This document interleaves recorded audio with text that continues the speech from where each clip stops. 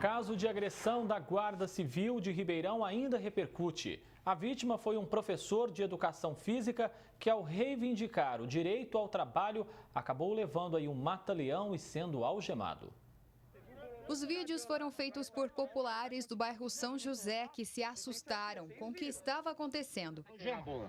Covardes! Covardes! Covardes! Vocês são covardes, agredindo o trabalhador. Quem aparece rendido e sem chance alguma de defesa é o Felipe, preparador físico de 27 anos.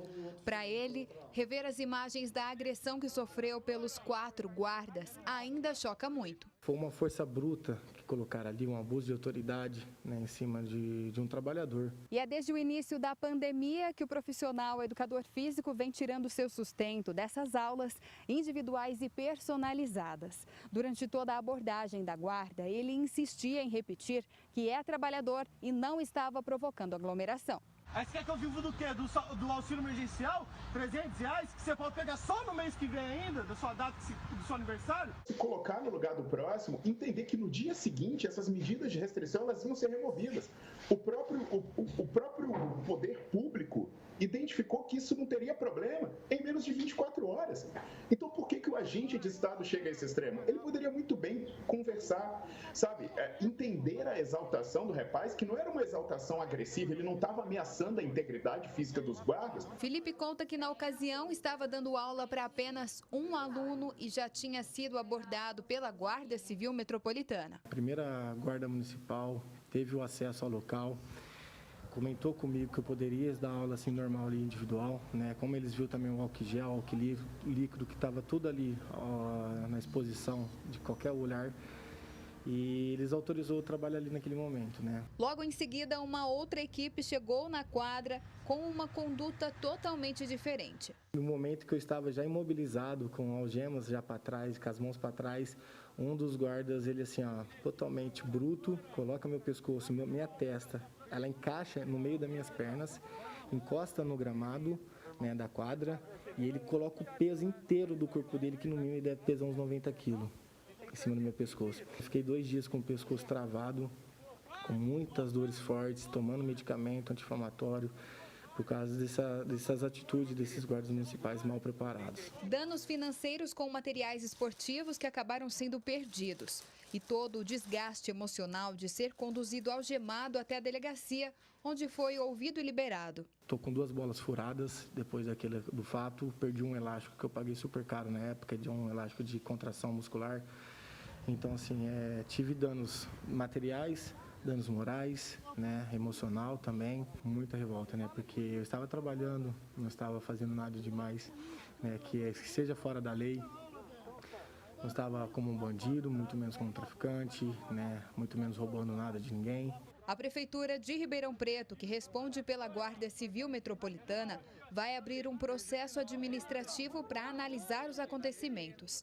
Também reforçou em nota a necessidade de obedecer à legislação municipal e estadual para conter a pandemia. O especialista em ciência da saúde, que tem experiência como instrutor de técnicas policiais, viu as imagens. Por mais que haja, né, alguma legislação causando restrições de movimentação e de trabalho, a ação do agente de Estado para executar isso não precisa ter essa violência, não precisa ter essa arbitrariedade. Entende? Existe uma coisa que a gente chama nas forças de segurança pública de uso seletivo da força, né, e também ações proporcionais ao dano. Já não consigo mais ter a mesma confiança, muito menos segurança, né, da parte deles, porque a gente confiava, a gente colocava pensamentos bons dentro do que eles trabalhavam, né? A gente protegia, né, das opressões de outras pessoas.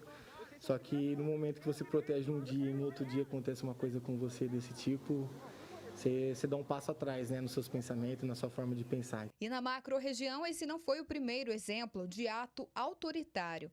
No ano passado, uma mulher foi detida pela Guarda de Araraquara por supostamente desrespeitar o decreto de isolamento social. Na ocasião, a administradora de empresas falou com a reportagem. Fiquei com meu pescoço todo marcado, que eles quase me enforcaram, eu não estava conseguindo respirar, como até no vídeo mesmo mostra. Thaís Mantoani para o Jornal da Clube. Para falar mais sobre essa situação, converso agora pela internet com o advogado Vinícius Bugalho. Doutor, a Prefeitura diz que o caso é apurado, mas destacou que os agentes estavam apenas cumprindo a lei. A lei é usada como justificativa para medidas arbitrárias como essa que nós estamos vendo aí. Ótima tarde ao senhor. Boa tarde, André Costa, da nossa querida Franca do Imperador e a todos dos que assistem o jornal da TV Clube. Aparentemente, por todo o apanhado e pela leitura das imagens, houve um excesso no direito permanente de vigilância administrativo, chamado direito de polícia do direito administrativo brasileiro. Houve excesso e certamente haverá uma sindicância para se apurar este excesso e se verificar e aquilatar se os agentes agiram em conformidade ou desconformidade com o artigo 20, inciso 3º do Código Penal Brasileiro, que reza sobre o estrito cumprimento do dever legal. Aparentemente, eles desbordaram do devido cumprimento do dever legal. Doutor, não havia aglomeração aí no local, pelo que a gente viu na reportagem. Apenas o instrutor físico e o aluno, isso mesmo, é uma área livre. O comando da GCM não esclareceu qual o embasamento sanitário que justificou o uso de tamanha brutalidade. Isso deixa a situação ainda mais grave? Mais grave, André. Eu li, reli, treli o Decreto Municipal 081/2021 do prefeito do Poder Executivo Municipal de Ribeirão e eu percebi que ali há uma distensão progressiva quanto ao início e reinício das atividades. E esse professor, de acordo com a Lei Federal 13.979, que regula as questões atinentes à sanitariedade da pandemia, ele estava no seu cumprimento da profissão. Ele não estava com aglomeração, ele estava num espaço público que é livre, é um bem de uso público, ele estava ministrando aulas e tirando seu ganha-pão. Não se entende, não se consegue entender o que justificou 4 agentes fortemente apinhados para aquele momento usarem de uma força tão violenta para um simples ato de dizer não para tanta situação como que nós vimos nessa imagem.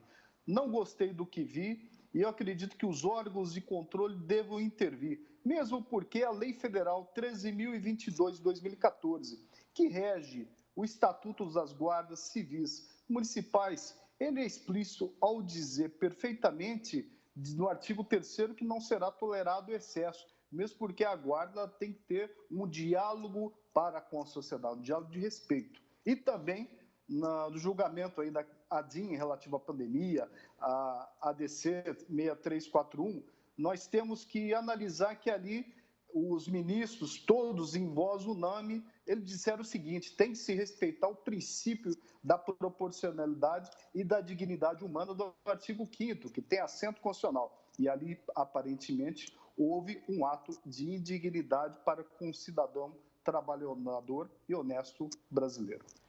Além da violência contra o trabalhador, chama a atenção também, doutor, o silêncio daqueles que se dizem defensores dos direitos humanos, que sempre acabam denunciando eventuais abusos de poder policial. O alarde nem sempre convém a essa classe? Talvez não, ou talvez sim. Nós estamos numa época de extremos. Eric Robesbal, a página 445 do seu livro, a clássica obra É dos Extremos, ele fala que não sabemos para onde estamos indo, porque todos estão levando a violência física ou verbal às últimas consequências. Talvez os órgãos de controle agora instados devam se manifestar, principalmente a OAB Ribeirão Pretanda, que desde a presidência de Félix Sabino é intransigente na luta pelos direitos humanos, pela dignidade constitucional. O Ministério Público, que é um órgão constitucional de controle e certamente deve, mediante ação penal pública incondicionada, analisar sobre a questão do abuso de autoridade ou se a questão cai para lesão corporal, e também órgãos de controle como a Secretaria Estadual de Justiça, que deve pensar esse caso, o caso de São Carlos, e partir para se perguntar para si próprio por que nós estamos, mediante uma legislação tão violenta que são os decretos estaduais, levando essas pessoas ao extremos, a ponto de impossibilitar um professor de tentar o seu ganha-pão com autorização administrativa, que é o Decreto 081. Indagações pertinentes e que devem todos a pensar por que não voltarmos ao princípio da dignidade e ao respeito humano, que é a ponderação dos direitos constitucionais. São vários abusos, doutor, que a gente tem visto acontecer em todo o país e também aqui na nossa macro-região, como a mulher detida lá na praça, esse jovem detido aí num campo porque estava dando aula para um aluno. Que tempos estamos vivendo, doutor? O ministro Marco Aurélio de Mello, no julgamento do Supremo Tribunal Federal, o excelente ministro que agora se aposenta, ele diz que estamos em tempos estranhos, em que a sociedade não está dialogando. Talvez falte maior diálogo. O prefeito municipal que está ali dentro do Palácio Branco voltar a dialogar com as associações comerciais, com os presidentes das associações de bairros e também puxar a orelha da guarda, porque chegou a esse extremo de supostamente fortalecer e quase que algemar um cidadão de bem que está trabalhando. Devemos todos começar a voltar a estacar zero o porquê de tanta violência do Estado para com o cidadão e aonde isso vai conduzir, infelizmente, que é o que o Supremo tem dito em vários julgamentos. Doutor, rapidamente, por favor, mas acho que ainda dá tempo. Quem deve, então, investigar esse abuso de poder acontecido aqui em Ribeirão Preto? Polícia Civil, Ministério Público e a OAB entrar na questão, através do seu digno presidente, porque é uma questão séria. Agressão física despropositada e certamente a prefeitura ser fiscalizada, porque ela deve instaurar uma sindicância para apurar esse excesso que aparentemente transborda do artigo 20, inciso 3º do Código Penal brasileiro.